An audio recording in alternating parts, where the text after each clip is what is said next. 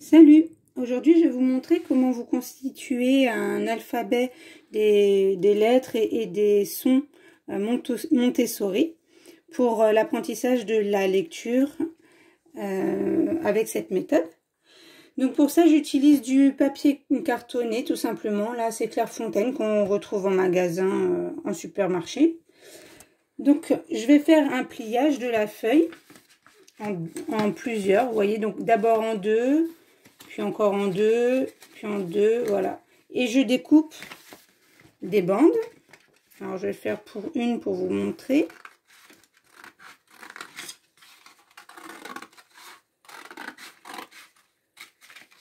Donc, vous découpez une bande, puis pareil, vous pliez en deux, en deux, en deux. Vous appuyez bien pour que ça marque bien.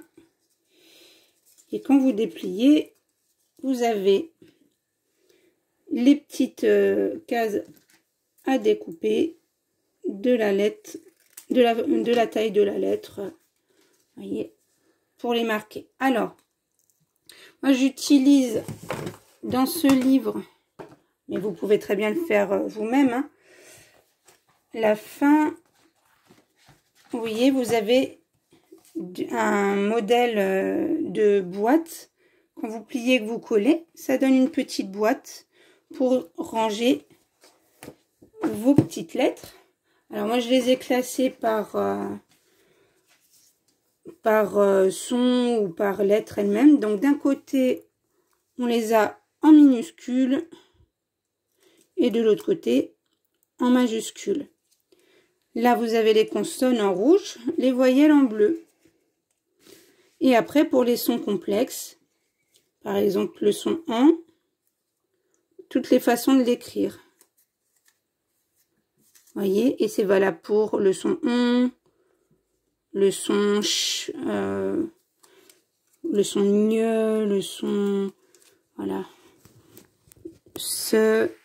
J'utilise différentes couleurs.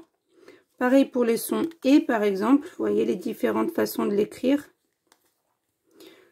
Voilà, et j'utilise différentes couleurs. Et après, il n'y aura plus qu'à composer les mots. Et pour les mots, pour les sons vraiment complexes, type aïe, ouille, œil, etc., je les classe ensemble. Et du coup, ben, vous allez pouvoir demander à votre enfant de ranger, enfin d'aligner les petites feuilles pour former des mots.